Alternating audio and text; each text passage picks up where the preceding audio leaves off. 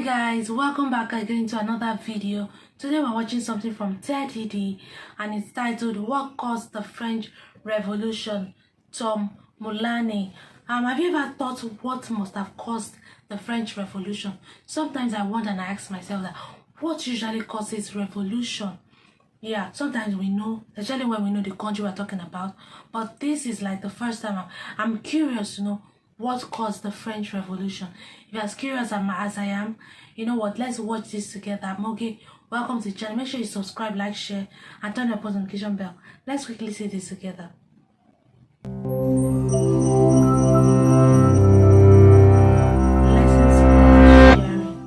What rights do people have, and where do they come from? Who gets to make decisions for others, and on what authority? And how can we organize society to meet people's needs? These questions challenged an entire nation during the upheaval of the French Revolution.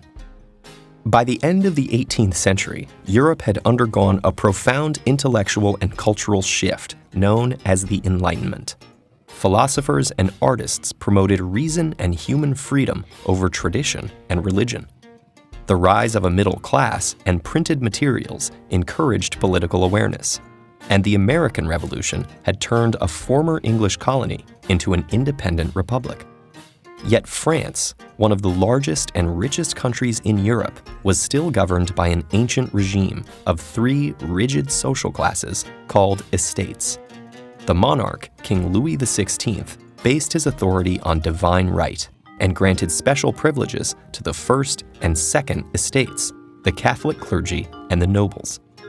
The third estate, middle-class merchants and craftsmen, as well as over 20 million peasants, had far less power. And they were the only ones who paid taxes, not just to the king, but to the other estates as well.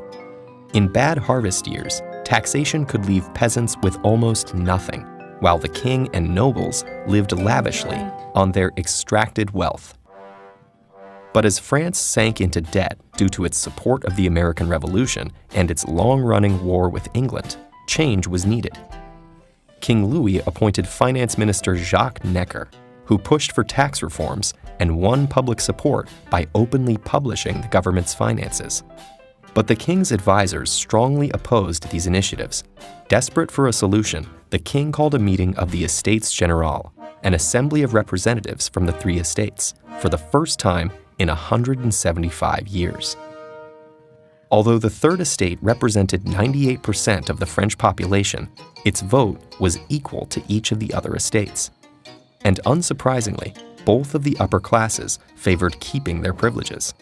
Realizing they couldn't get fair representation, the Third Estate broke off, declared themselves the National Assembly, and pledged to draft a new constitution, with or without the other estates.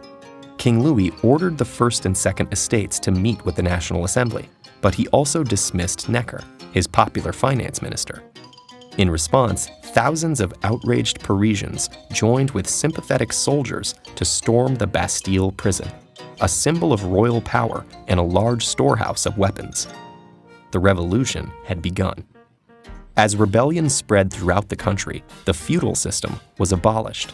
The Assembly's Declaration of the Rights of Man and Citizen proclaimed a radical idea for the time: that individual rights and freedoms were fundamental to human nature, and government existed only to protect them.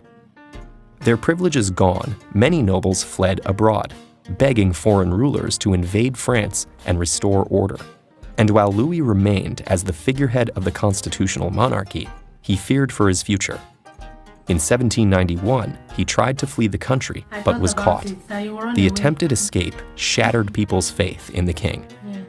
The royal family was arrested, and the king charged with treason.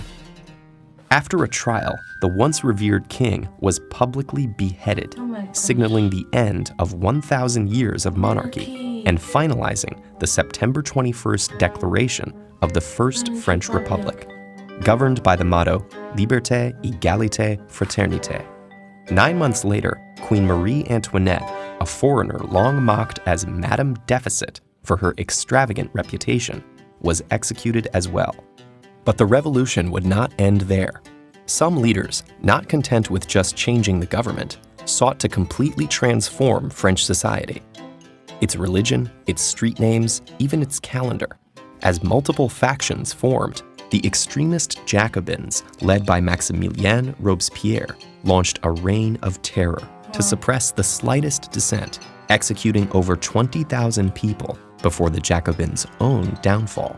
Meanwhile, France found itself at war with neighboring monarchs seeking to strangle the revolution before it spread.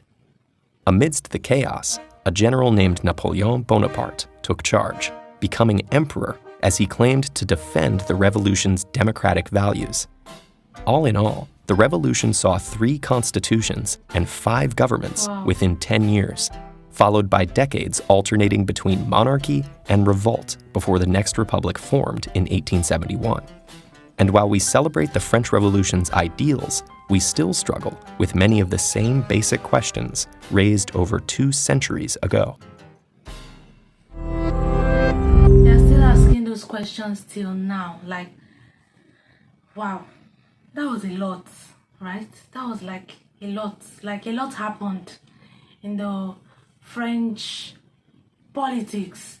I feel like revolution starts from when the people are like, they're tired of, the whole story started from when the people start asking questions. Usually comes from the restlessness of the people when they start asking questions like, we deserve this, we want this, let's do this.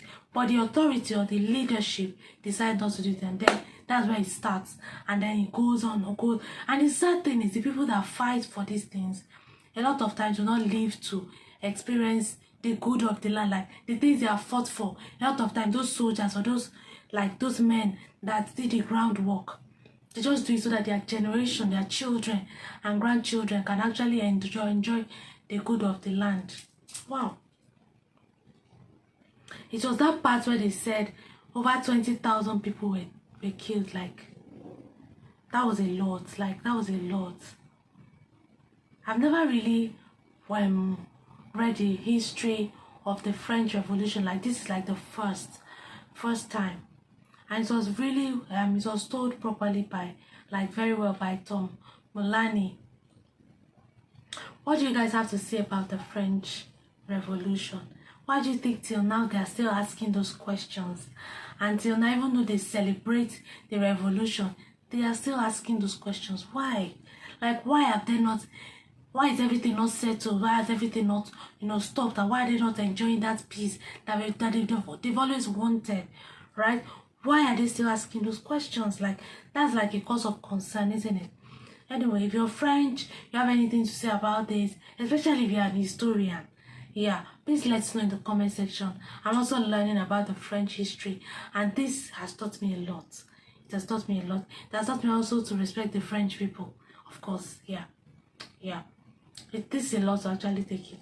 Anyway, let's know what your thoughts are in the comment section. If you want to add a little bit to the history of what we have just learned today, please drop your thoughts in the comment section. Any addition is please welcomed. We have to learn from these things we drop. Especially if you are knowledgeable, you know these things. Let's know in the comment section, okay? Do well to like, share, subscribe, turn on post notification bell, watch to the end. Anyway, at the end. I'll see you next time. Bye.